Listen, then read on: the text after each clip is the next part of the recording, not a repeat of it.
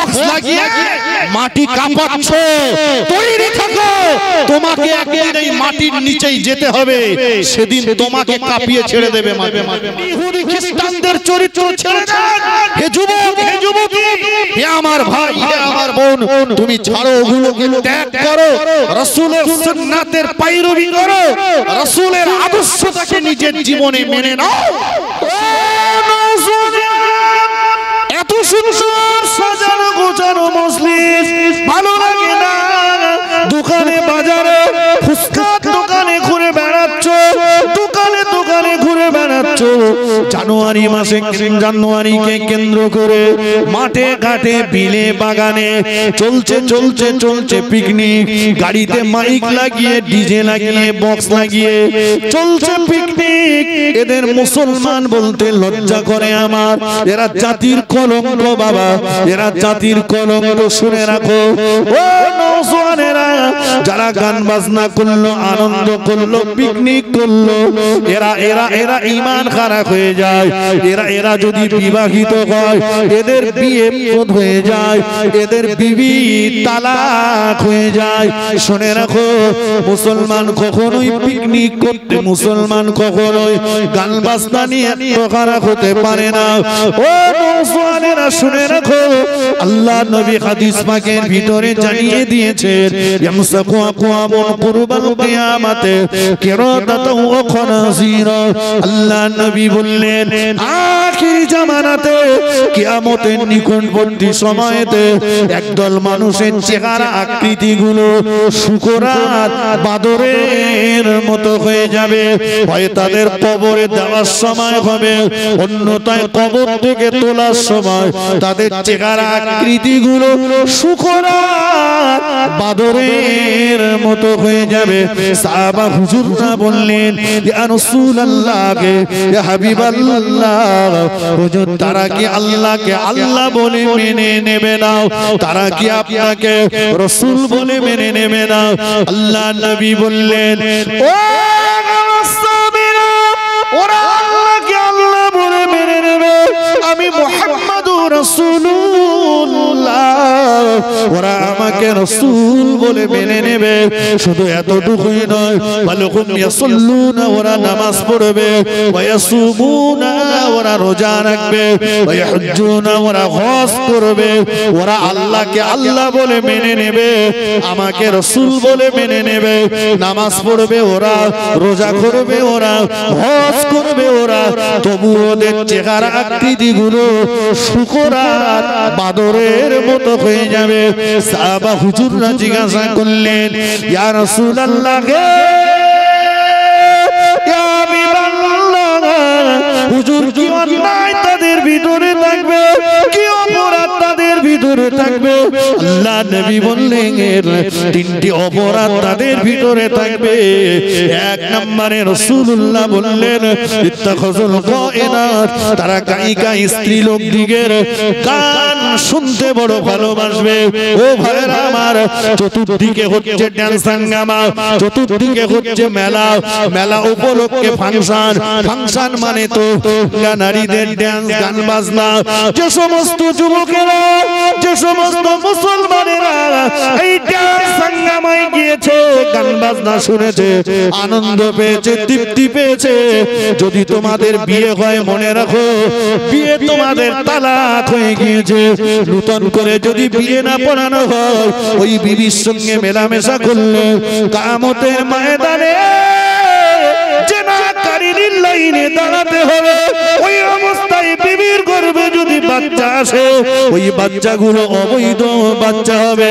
ও যুবকেরা শুনে রাখো, যারা গান বাজনায় গিয়েছো, ডান্স হাঙ্গামায় গিয়েছো, ড্যাংটা নারীদের নাচ দেখতে গিয়েছো, শুনে রাখো, রাসূলুল্লাহ বলেছেন, মরণের সময় তোমরা যদি বিনা তওবায় মারা যাও, তোমাদের চেহারা আকৃতিগুলো শুকরার বাদরের মতো হয়ে যাবে। ও ভাইরা আমার, রাসূলুল্লাহ সাহাবীরা জিজ্ঞাসা করলেন, ওগো আল্লাহর নবী, দ্বিতীয় অপরাধ তাদের ভিতরে কি থাকবে?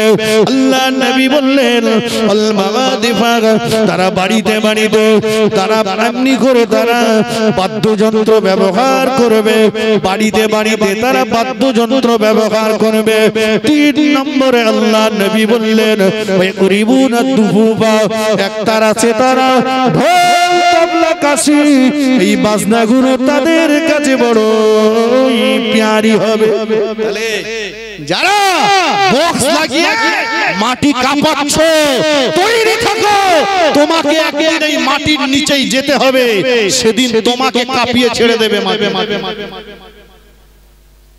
একদিকের হাড় পাঁজরের হাড় চাপ দিয়ে আরেকদিকে পাঁজরের ভিতর ঢুকে যাবে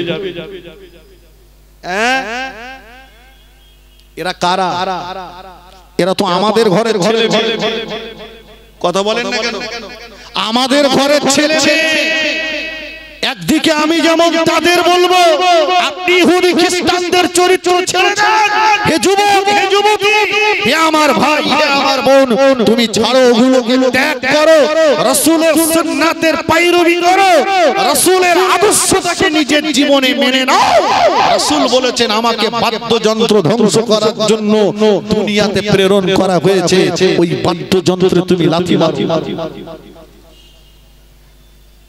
পিকনিক করছো যুবক ছেলেটা পিকনিক করতে চলে যাচ্ছে যুবতী মেয়েটা চলে যাচ্ছে চাচা মসজিদে বসে আল্লাহ আল্লাহ আল্লাহ আল্লাহ বলে ঘাট জোরে ঘুরে তোর ঘাড়ে শির কেটে যাক কত বলিনি কেন তোমার ছেলে চলে যাচ্ছে তুমি নীরব তোমার যুবতী মেয়েটা চলে যাচ্ছে পিকনিক করতে তুমি নীরব মসজিদে বসে শুধু জিকির করলে আল্লাহ পাওয়া যাবে নামাজ পড়লেই হয়ে যাবে তাকে আর কিছু প্রতিবাদ করেছো রাসূল বলেছেন আলা কুল্লুকুম রাঈন ওয়া কুল্লুকুম মাসউলুন আন রাইয়াতি তোমরা প্রত্যেকই হলে একজন অভিভাবক তোমাদের এই অভিভাবকত্বের ব্যাপারে আল্লাহ পাকের দরবারে তোমাদের জবাবদিহি করতে হবে মনে আছে তো আমার সেই ওয়াজ আমি বলেছিলাম যেমন সন্তানের দায়িত্ব রয়েছে মা বাবার সেবা করা ঠিক ততইগত মা বাবার দায়িত্ব রয়েছে সন্তানকে সঠিকভাবে লালন পালন করা ঠিক কি না বলেন আচ্ছা বাবাজি আমি গার্জিয়ান আমি যদি নীরব থাকি মনে করুন আমার ডান পাশের এই জমিটা একটা ঘাসের জমি তো এই জমিতে একটা ছাগল বাঁধা আছে ছাগলের পাশে ছাগলের বাচ্চা আছে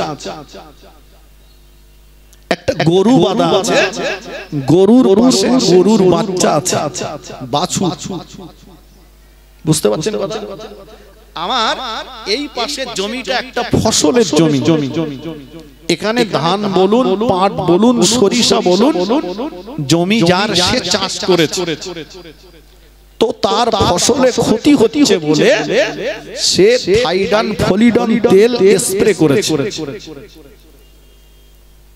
ও স্প্রে করে চলে গেছে ছাগলের বাচ্চাটা গরুর বাছুরটা ওখান থেকে ছুটে এসে এই ফসল খেতে যাচ্ছে খেলিও বাঁচবে একটু কথা বলে না দুটো গার্জিয়ান ওখানে দাঁড়িয়ে আছে ছাগল ওর পাশে ওর বাচ্চা গরু ওর পাশে ওর বাচ্চা দুটো গার্জিয়ান নীরব ওরা একবারও দুটো বাচ্চার কান ধরে টেনে বলল না যে ওই ফসল খাস নে ওর মালিক ওতে থাইডান ফলিডন তেল স্প্রে করেছে খেলি মরে যাবে বলিনি কারণ ওটা বলার ক্ষমতা ওদের কথা বলেন নেই আচ্ছা ও বলতে পারলো না আর আমিও বলতে পারলাম না আমার কথা বোঝা যাচ্ছে আল্লাহ পাক কোরআন শরীফের ভিতরে জানিয়ে দিলেন ওয়ালাকাদ যারানা লিজাহান্নামা কাসীরাম মিনাল জিন্নি ওয়াল ইনস লাহুম কুলুবুন লা ইয়াফকাহুনা বিহা। আল্লাহ পাক জানিয়ে দিলেন জিন এবং ইনসানের ভিতরে একদল বেশি বেশি জাহান্নামে চলে যাবে। আমি আল্লাহ পাক জানিয়ে দিলাম লাহুম কুলুবুন লা ইয়াফকাহুনা বিহা, যাদেরকে আমি আল্লাহ বিবেক দিয়েছি, বিবেক থাকা সত্ত্বেও ওরা বুঝতে পারবে না। আল্লাহ পাক বললেন ওয়ালাহুম আইনুল লা ইবসিরুনা বিহা, আমি আল্লাহ যাদেরকে চোখ দিয়েছি, চোখ থাকা সত্ত্বেও যারা দেখতে পাবে না। ওয়ালাহুম আযানুল লা ইয়াসমাউনা বিহা, আমি আল্লাহ যাদের কান দিয়েছি, কান থাকা সত্ত্বেও যারা শুনতে পাবে না। আল্লাহ বললেন উলাইকা কাল আনআম, ওরা হলো চতুষ্পদ জানোয়ারের সমতুল্য। পরি আল্লাহ বললেন বালহুম আদাল, ওরা জানোয়ারের থেকেও নিকৃষ্ট। ও আমার ভাইজানেরা, আমি বলিনি, আল্লাহ বলেছে। বিবেক থাকা সত্ত্বেও যারা বুঝিনি, কান চোখ থাকা সত্ত্বেও যারা দেখিনি, কান থাকা সত্ত্বেও যারা শুনিনি, ওরা চতুষ্পদ জানোয়ারের সমতুল্য, ওরা জানোয়ারের থেকেও নিকৃষ্ট। ইবলিস শয়তান থাইডন তেল স্প্রে করেছে, ইবলিস শয়তান ফলিডন তেল স্প্রে করেছে। ও পিকনিকের হাট বসিয়েছে, ও মেলার হাট বসিয়েছে, ও ফাংশনের হাট বসিয়েছে, ও গেজার হাট বসিয়েছে, ও চুল্লুর হাট বসিয়েছে, ও এমনি করে মদের চাষ করেছে। এবারে বলুন, আপনি তো গার্জিয়ান, আপনার তো বিবেক বুদ্ধি চোখ নাক কান আল্লাহ পাক সব দিয়েছেন, এরপরেও আপনার ছেলেটা ছুটে চলে যাচ্ছে শয়তানের চাষ করা ওই গেজার বাগানে গেজা খেতে। আপনার বাচ্চাটা চলে যাচ্ছে ছুটে শয়তানের চাষ করা ওই মদের বাগানে মদ খেতে। আপনার বাচ্চাটা ছুটে চলে যাচ্ছে শয়তানের চাষ করা চুল্লুর বাগানে চুল্লু টানতে। আপনার ছেলেটা চলে যাচ্ছে শয়তানের চাষ করা তাসের আড্ডাতে। ও ভাইরা, আপনার ছেলেটা চলে যাচ্ছে শয়তানের চাষ করা মেলায়। আপনার ছেলেটা, আপনার যুবতী মেয়েটা চলে যাচ্ছে শয়তানের চাষ করা পিকনিক করতে। আপনি গার্জিয়ান একটা বার প্রতিবাদটুকু করতে পারলেন না, তার গালে একটা চড় মারতে পারলেন না, তাকে বাড়ি থেকে তাড়িয়ে দিতে পারলেন না, তার অন্যায়টাকে সমর্থন করে মুখ বুজে হজম করে নিলেন। এবারে আপনি আমি বলুন, ছাগল গরু গার্জিয়ান, আমিও গার্জিয়ান, উভয় গার্জিয়ানের ভিতরে পার্থক্য কোথায়?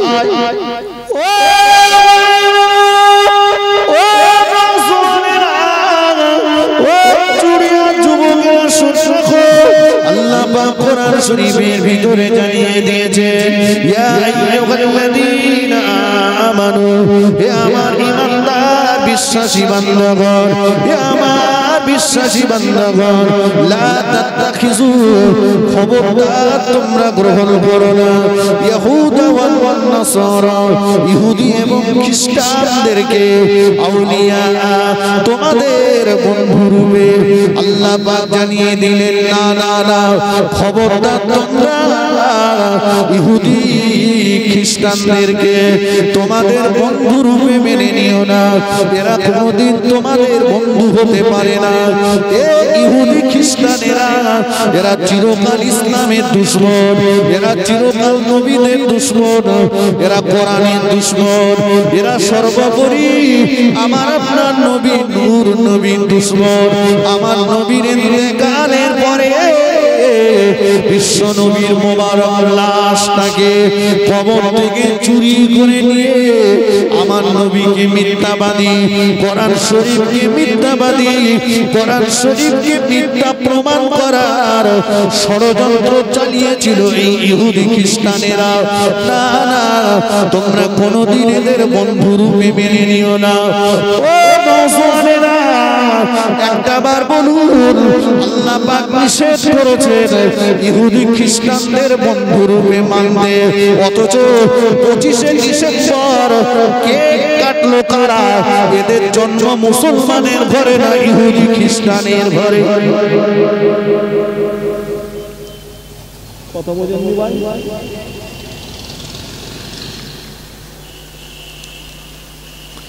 বড়দিন পালন করলো, কেক কাটলো কারা?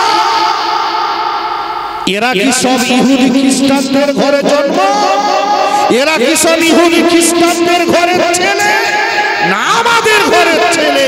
যারা বড়দিন পালন করেছে, যারা কেক কিনে খেয়েছে, তিনি মহান আল্লাহ কোরআনে বললেন ইহুদি খ্রিস্টানদেরকে বন্ধুরূপে মেনে নিও না। আজ ওই ইহুদি খ্রিস্টানেরা ষড়যন্ত্র করে মুসলমানদেরকে নিশ্চিহ্ন করার চেষ্টা চালিয়ে যাচ্ছে। ঠিক কিনা বলে? অথচ আমাদের ঘরের ছেলেরা এরা কেক কাটছে।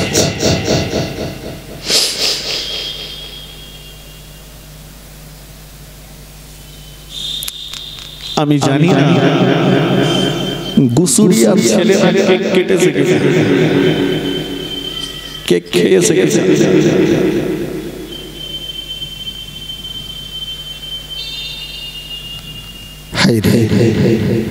তাহলে আল্লাহ পাকের হুকুম, আল্লাহ পাকের বিধানটা আমার পছন্দ হলো না।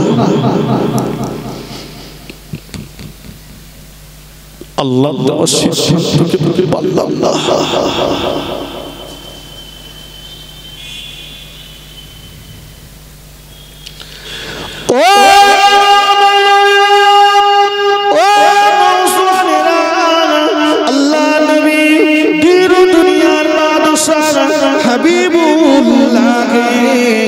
জনাবে মুহাম্মদ রাসূলুল্লাহ সাল্লাল্লাহু আলাইহি ওয়াসাল্লামের দাদু ভাই, আল্লাহ নবীর দাদু ভাই আল্লাহ নবীর দাদু ভাই আব্দুল মুত্তালিব বলেন, রাতের শেষ ভাগ আমি যেন দেখছি খানায়ে কাবা শরীফের পাশে তারা যেন খুসখাস করে কথা বলছে।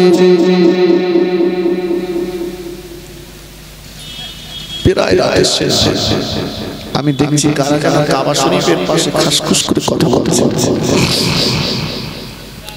আমি এগিয়ে গেলাম, কারা তোমরা? বলছি আমরা হলাম ইহুদি গোষ্ঠী। তো এত রাত্রে তোমরা এখানে? বলছে আমিনার ঘরটা কোন দিকে বলতে পারবেন? কেন?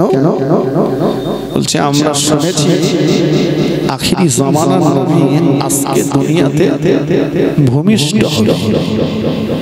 আমরা এসেছি আখিরি জামানার নবীকে আতুর ঘরে শেষ করে দেব।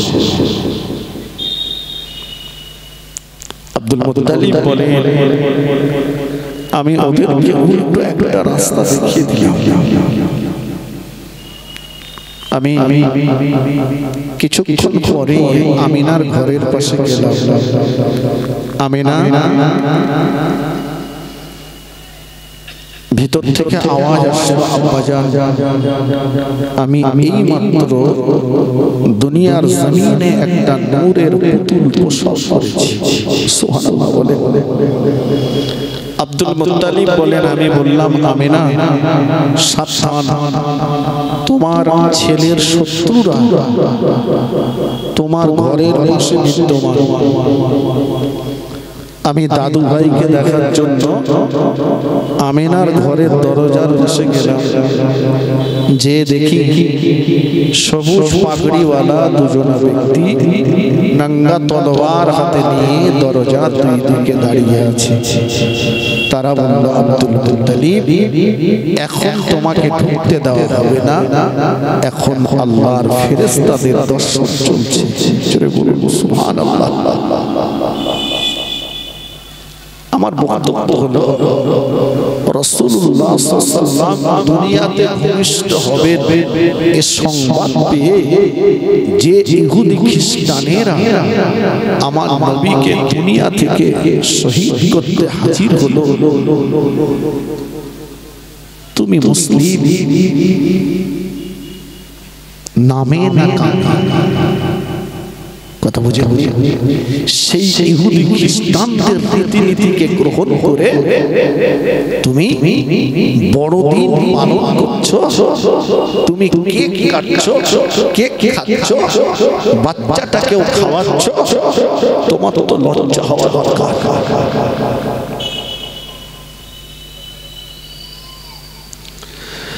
নওজওয়ানেরা, যুবকেরা, আল্লাহ নবী হাদিস শরীফের ভিতরে জানিয়ে দিলেন, মান তাসাব্বাগা বিকওমিন ফাহুয়া মিনহুম। দুনিয়াতে যার সঙ্গে যার মিল মোহাব্বত থাকবে, দুনিয়াতে যার সঙ্গে যার ভালোবাসা থাকবে, যার সঙ্গে যার মিল মোহাব্বত থাকবে, কিয়ামতের ময়দানে তার সঙ্গে তার হাসর নাসর হবে। মনে রেখে দাও, মুসলমানের ঘরে জন্ম তোমার হলেও দুসুনিয়া গ্রামে জন্ম যদিও তোমার হয়েছে, ইন্তেকালের পরে কবরটা যদিও এই গ্রামের কবরের মাটিতে দেওয়া হয়েছে, কবরটা যদিও এই গ্রামে তোমার দেওয়া হয়েছে, কিন্তু না না, লাশ তোমার ট্রান্সফার হয়ে যাবে ওই ইহুদি খ্রিস্টানদের কবরস্থানে, ওখানেই তোমার লাশ চলে যাবে। মুসলমানদের কবরে তোমার লাশ থাকবে না, তোমার লাশ ট্রান্সফার হয়ে যাবে ইহুদি খ্রিস্টানদের কবরে। কিয়ামতের ময়দানে ইহুদি খ্রিস্টানদের সঙ্গে তোমার হাসর নাসর হবে, ইহুদি খ্রিস্টানদের সঙ্গে কিয়ামতের ময়দানে তোমার হাসর হবে। এটা আমার কথা নয়, এটা বিশ্ব নবীর কথা। ও মুসলমানের ছেলেরা মনে রাখো, যারা বড়দিন করেছে, যারা কেক খেয়েছে, যারা ঈদ পালন করে ইহুদি খ্রিস্টানদের রীতিনীতি অবলম্বন করেছে, একটাবার মুফতি সাহেবদের কাছে ফতোয়া নিয়ে দেখো তোমার ঈমান আছে না গেছে।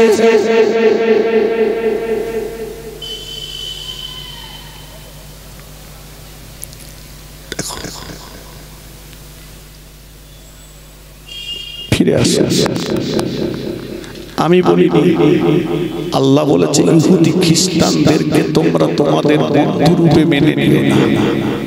ভাই, বিশ্ব নবীর সুন্নাত হলো একটা মুসলমান আর একটা মুসলমানের সঙ্গে দেখা হলে কি করতে হয়? একটু কথা বলেন না, সালাম দিতে হয়। কথা বলার আগে সালাম বিনিময় করে, এটা রাসূলের সুন্নাত। সুবহানাল্লাহ।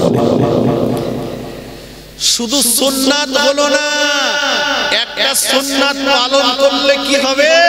রাসূল বলেছেন ফিতনা ফাসাদের জামানায় আমার একটা সুন্নাতকে যে দুনিয়ার জমিনে প্রতিষ্ঠিত করলো, আল্লাহ পাক তার নামায় আমালে 100 শহীদের সওয়াব লিখে দেবে। একটু মন খুলে বলে ফিরে আসে। সালাম এটা হলো রাসূলুল্লাহর সুন্নাত। আচ্ছা বলুন তো, আমরা আমাদের বাচ্চাগুলোকে সালাম দেওয়া শিখিয়েছি? কথার উত্তর দেন।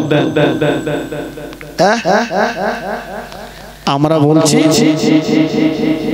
সকালবেলা উঠে ছোট্ট দাদুটাকে, দাদু ভাইটাকে বলছি, ছোট্ট বাচ্চাটাকে বলছি গুড মর্নিং, ঠিক কিনা? রাত্রে ঘুমাতে যাওয়ার সময় বলছি গুড নাইট। বাজারে যাচ্ছি তো বাচ্চাটাকে হাত নেড়ে বলে যাচ্ছি টাটা।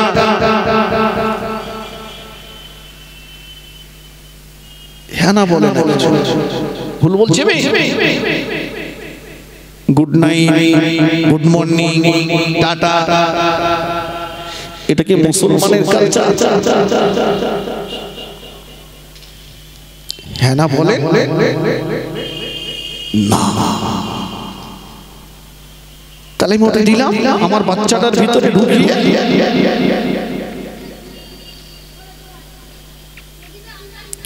আমি যে এখন বলছি যে আমার ছেলে আমাকে ভাত দেয় না, আমার ছেলে আমাকে সম্মান করে না, ছেলে আব্বা বলে ডাকে না, মা বলে ডাকে না, এটা অন্যায়, একবার না হাজারবার বলবো ছেলের অপরাধ। কিন্তু তার আগে আমার জিজ্ঞাসা করতে ইচ্ছে করে এটা কোন কোম্পানির প্রোডাকশন, বুঝতে পারি?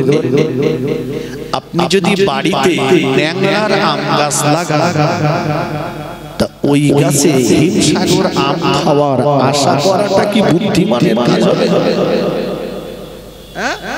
আল্লাহ যদি কুদরতি শক্তিতে ন্যাংরা গাছে হিমসাগর দেয়, তাই মনে করতে হবে যে আপনার কপাল খুলেছে। আর তা না হলে প্রাকৃতিক ভাবে আমরা যা দেখি, স্বাভাবিক নিয়মে ন্যাংরার আম গাছে হিমসাগর হবে না।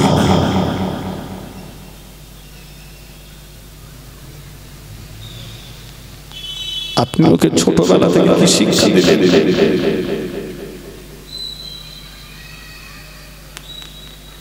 মা বাপের যেমন দায়িত্ব রয়েছে, সন্তানের যেমন দায়িত্ব রয়েছে মা বাপের সেবা করা, সন্তানের যেমন দায়িত্ব রয়েছে মা বাপের সেবা করা,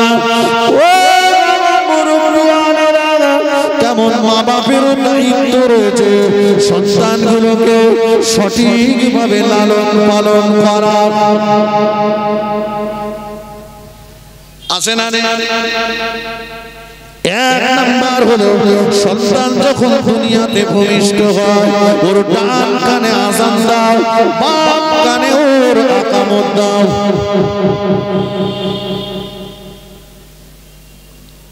ওয়াজ বুঝলেন? ওয়াজ শুধু সুসরার জিনিস, ওয়াজ বোঝার জিনিস। প্রথমত কথা হলো ডান কানে আযান, বাম কানে আকামত দিতে হবে। আছে আর কথা বলে নেই। কেন নেই? আপনি বলবেন দিনকাল খারাপ, সব হসপিটালে নার্সিং হোমে হচ্ছে। আচ্ছা ভাই, দিনকাল কি সত্যি খারাপ? বাবজি, আগে কম্পিউটার ছিল, কথা বলে ছিল না, এখন কম্পিউটার হয়েছে। তাহলে আগের থেকে উন্নতি হয়েছে না হয়নি? ডেভেলপ হয়েছে। আগে আমরা দেখেছি যে জলসা যখন হতো, তো ওই জলসা রেকর্ডিং করার জন্য টেপ রেকর্ডার ব্যবহার করা হতো। হুজুররা ওয়াজ করতেন, চতুর্দিকে টেপ রেকর্ডার ভরে যেত রেকর্ড করার জন্য। ঠিক কিনা বলে? তাতে কি ছবি দেখা যেত? এখন আমার এই ভাইয়েরা রাতের পর রাত ছুটে তারা ভিডিও সহ মানুষের কাছে পৌঁছে দিচ্ছে। যুগের পরিবর্তন ঘটেছে না ঘটেনি? কথা বলেন। আগে আপনার ছেলে যদি বাইরে থাকতো, আপনি এখান থেকে তার সঙ্গে কথা বলার সুযোগ যেমন আপনার ছিল না, কথাবার্তা হতো যদি তো চিঠির মাধ্যমে। আর এখন দুনিয়াটা চলে এসেছে হাতের মুঠোর ভিতরে। আপনার পকেটে আছে ফোন, একটু নাম্বারে ডায়াল করলেই কোথায় রয়েছে ছেলে, সরাসরি আপনার সঙ্গে কথা হবে, প্রয়োজনে দেখাও হবে, মুখোমুখি কথাও চলে যাবে। ঠিক কিনা বলে? তাহলে আপনি খারাপ বলছেন কোনটা? আমার কথা ভুল বুঝবেন। হসপিটাল নার্সিং হোমে হচ্ছে কেন? বাবাজি, আমরা এমন মানুষ আছি 6টা 7টা 8টা 9টা 10টা 12টা করে ভাই ভাই আছি না? আছি। আচ্ছা বলুন তো, আমাদের মা চাচিদের কোনোদিন হসপিটালে যেতে হয়েছে?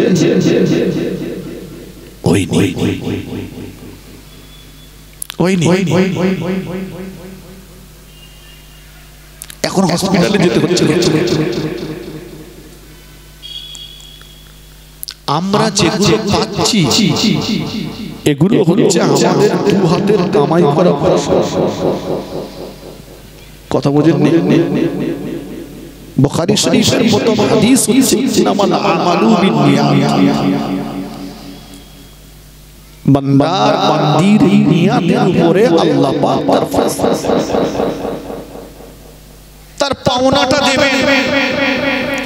আমাদের মা চাচিদের হয়তো তাদের বড় গ্যাসের জালে রান্না ছিল না, তারা কাঠের জালে উনানে রান্না করত, তারা গদি খাট পেত না, পায়নি। এখনকার মতো বিলাসিতা তাদের ছিল না, তবে তাদের পর্দাটা অনেক মজবুত ছিল। আজও মা চাচিরা যারা দুনিয়াতে বেঁচে আছে তাদের পর্দার খুব একটা ঘাটতি নাই, ঠিক কিনা বলে? জি জি জি জি সেই জামানার পর্দার সঙ্গে এই জামানার পর্দাটার একটু টালি করেন দিন। আছে বাপ? হ্যাঁ, নাই। পর্দা আছে তবে ফ্রিজে আছে, পর্দা আছে তবে আলমারিতে আছে, পর্দা আছে তবে শোকেজে আছে, পর্দা আছে টেলিভিশনে আছে, পর্দা আছে মোবাইলে আছে, পর্দা যেখানে দেওয়ার দরকার ছিল সেখানে নাই। আগে বিয়ে করে বাড়ি আনতো বেশিরভাগ গরুর গাড়ি, না হয় পালকি, তাই তো বাবাজি ঠিক বলছি তো? তো পালকিটা ঘেরা ছিল, বউ দেখা যেত না।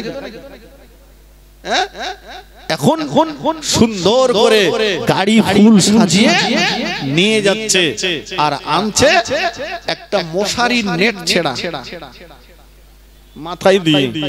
পরের দিন বিউটি পার্লার থেকে লোক এনে সাজিয়ে বৌমাটা কি মৌলানা বলুন, কি হাজি সাহেব বলুন, নামাজি বলুন, সাধারণ মুসল্লি বলুন, বৌমাটাকে বিউটি পার্লার থেকে সাজিয়ে এনে একদম সিংহাসনে বসিয়ে দিয়েছে। ও যেন সরকারি বউ। কি বউ বলেছি? সরকারি বউ। এইসব যে যা পারো মুখ দেখো, মাল দে দাও। এই কোম্পানি থেকে আল্লাহর ওলি জন্ম নেবে। এই ওলি হবে না বুনো ওল হবে? হ্যাঁ,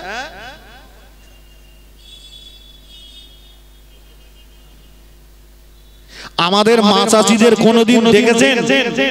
আমাদের মা চাচিরা জীবনে কোনদিন মিটিং এ গেছে? এই কথা বলে। এখন কসির মারনে জাতি হবে না তো তোমার ঘর দেবে না।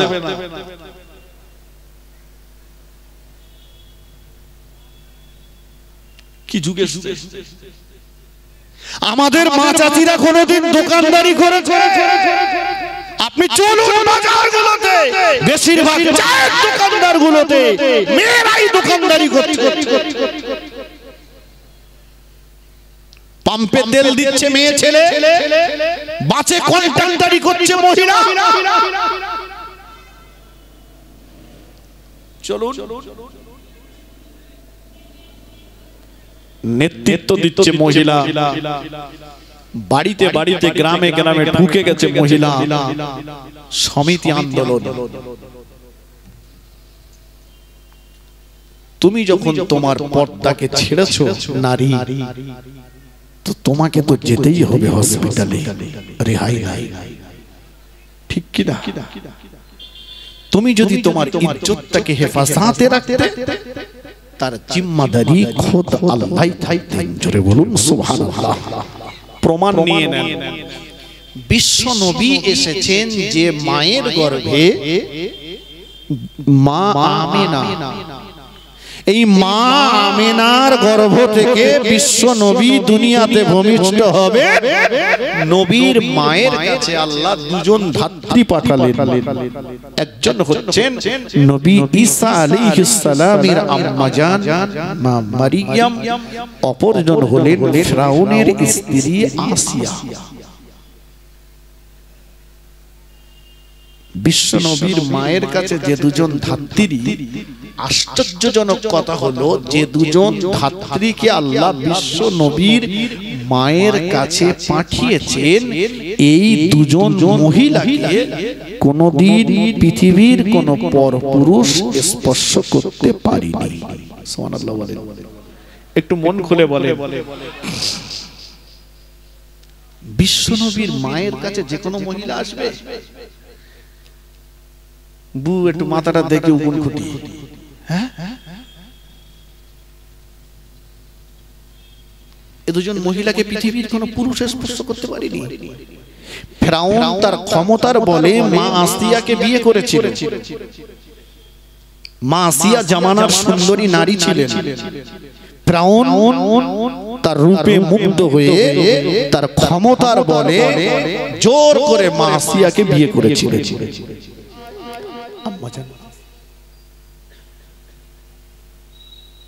ভুল বলেছি ও নীরব, আমিও নীরব। বলে কত দরগায় মাথা ঠুকে তারবার হয়েছে একটা ছেলে। ওরে জাফারে কিছু বলবো না,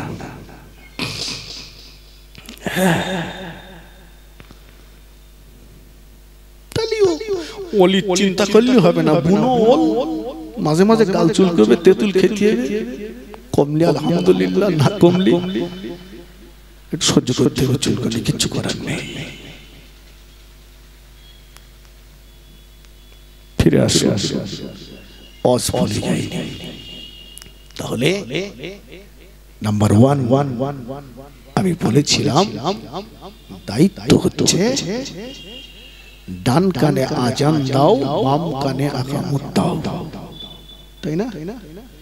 সে জায়গাটাই দুর্বল, পারিনি। বাচ্চার একটা ভালো নাম রাখো। কি বলেছি বাবু? ভালো নাম। ছেলে হলে নবীদের, মেয়ে হলে নবীর বিবিদের নামের সঙ্গে মিল করে নাম রাখা ভালো। জি আমরা নাম রেখেছি, কালো মতো হয়েছে নাম রেখেছে কেলো। ঠিক বলছি না? পরিষ্কার মতো হয়েছে নাম রেখেছে হাসা, হালকা পাতলা হয়েছে নাম রেখেছে সুসু। কি সুন্দর মিল দেখেছে।